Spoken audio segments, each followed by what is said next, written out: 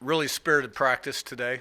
A lot of zip out there, and felt good about that. Excited about the game, in-state game. Ought to be a great atmosphere, sellout. A lot of the guys on both teams know each other, so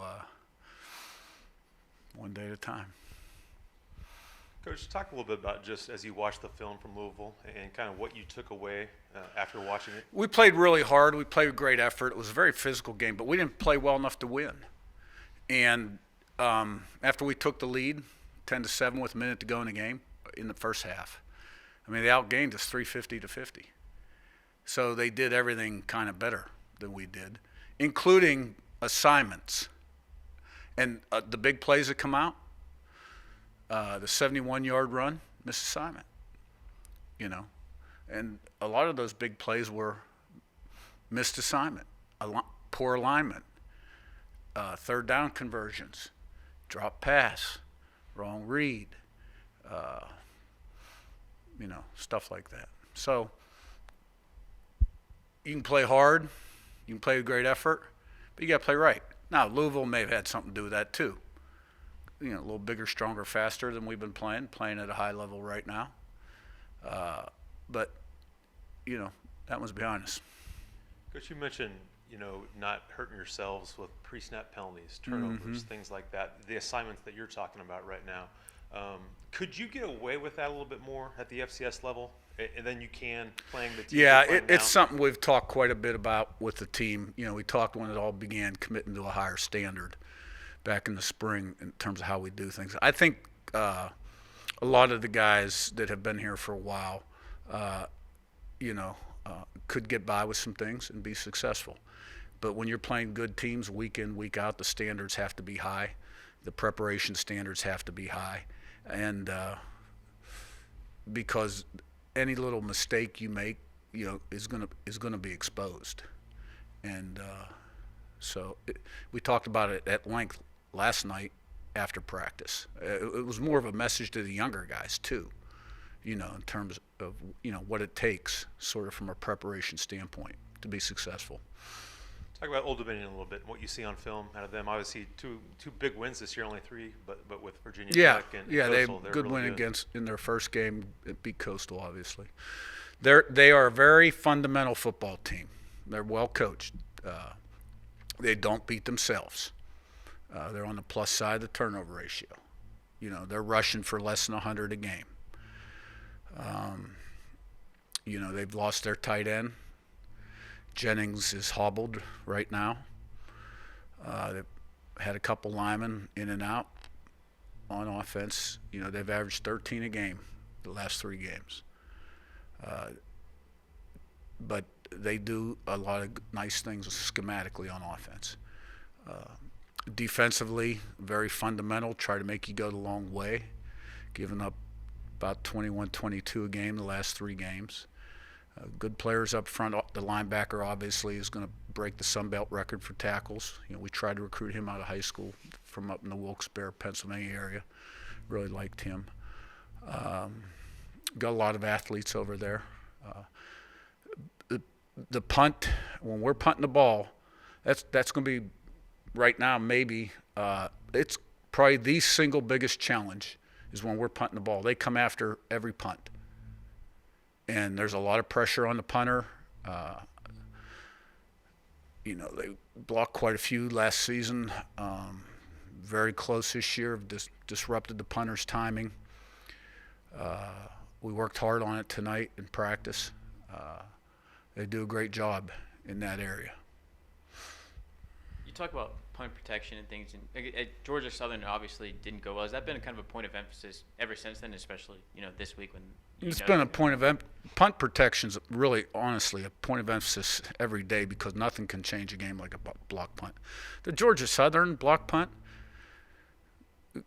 the guy thought his guy was dropping and left too soon, and he rushed and blocked the punt.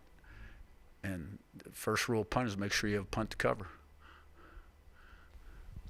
one of the best parts about playing an in-state rival for some of these guys is that they're going back home. And Right. how exciting is it? Can you see the excitement of them being able to go back home and be able to have their family members come out? Yeah, I and be do. able to I see that in a lot of the kids from that area down there, Richmond included. And it ought to be a hard-fought game. Kalen didn't play a lot at Louisville, but when he was on the field, he was able to really make an impact, especially on that touchdown Yeah. drive. What did you see from him in that, and especially are you kind of looking forward to utilizing him more? No, I thought he played great. He had a little injury after the kickoff, and thought he was out for a while.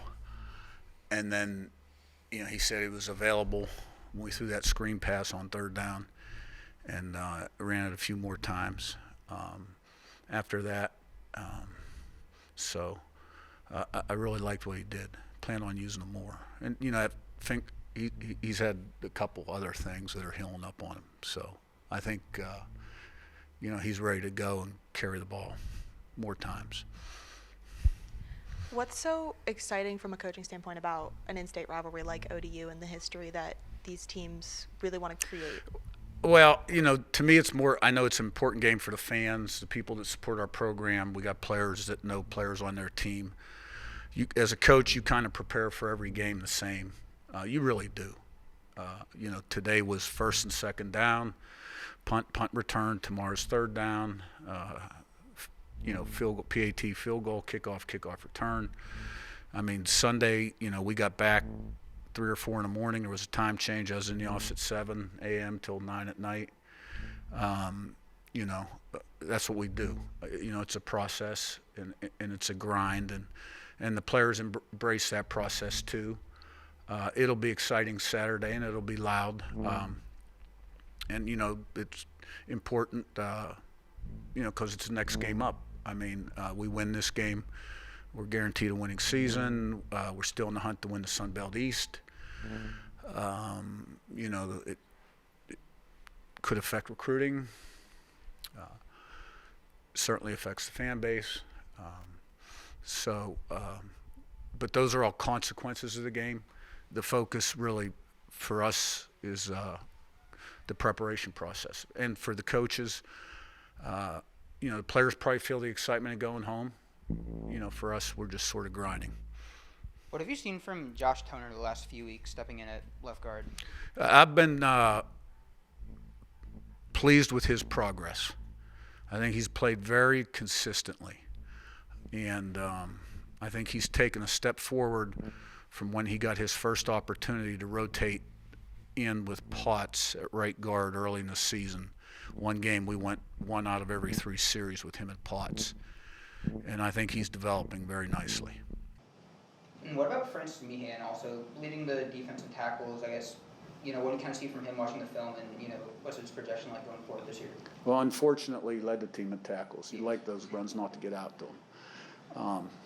But Francis is a really smart, heady guy, and really quick thinker, very instinctive player, and came as a walk-on. Now he's getting his opportunity to play, and I'm excited for him.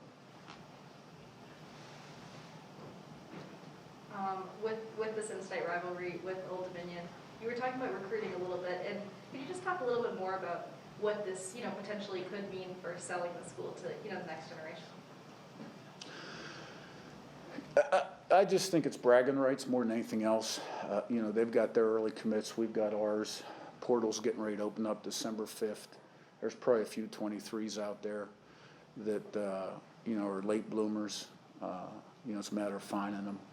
The 24s, it's a long way off. I guess it's more bragging rights than anything right now. So we'll recruit well. But, a win over ODU would be a nice shot in the arm. When you play against a team that you've recruited, some of these guys that are playing on the other side, does it make your scout any easier already knowing a little bit about those guys? Not really. Not really. We had a couple of them in camp, but so you kind of know what they, and watched them on high school tape. But you get a good sense when you watch the tape. We watch hours and hours and tape and break these games down every way you can by down and distance, field position, personnel groupings, fronts, coverages, blitzes, offensive sets, RPOs. I mean, so you have a pretty good idea what you're playing against watching the tape. Kind of going back to recruiting, and when you're playing a team like ODU, like how much when you're talking to your recruit, when you can say like if they're between JMU and ODU, if you can say like, oh, we beat them in the regular season, how much does that usually weigh at all, if any? I mean, it could weigh some. Honestly, this late in the process, the high school stuff is not completely done, but pretty close to done. And now the portal's getting ready to go. Those guys kind of are looking to step in and fill a need. Everybody's needs are a little bit different. But, I mean, you certainly bring it up, that's for sure. But at the end of the day, it doesn't really it's not the reason why somebody will choose school A over school B. So you opened up talking about how you were really excited to see these players with a lot of energy during practice and things like that today. After you talked about having these players being a little bit disappointed after the Louisville game, how have they kind of, as a unit and as a brotherhood, kind of band together to continually have such a positive mindset going into each week? Yeah. The fact, look, nobody likes to lose. We're not used to losing. So, they're disappointed in the locker room, which, if they're not disappointed, then you worry. But, and I'm sure Sunday they were disappointed, and I'm sure Monday when they woke up they were disappointed. And then we had our team meeting at 5 o'clock, and we set the tone for the week. And I thought yesterday was a really good day. I thought today was a really good day. And, they're kind of like us. They kind of commit to the process. When I mean, that's in the past. We don't dwell on the past. We try not to get too high or too low. I mean, when we win, we critique ourselves hard. When we lose, we critique ourselves hard. And it's part of the process. It's how we do things. Thanks, Coach. Yep.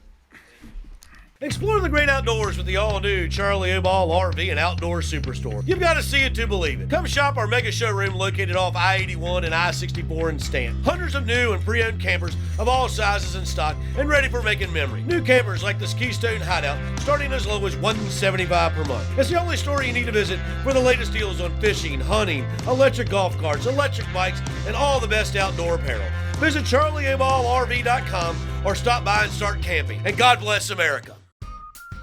Hello, Queen City. Headed to Charlotte?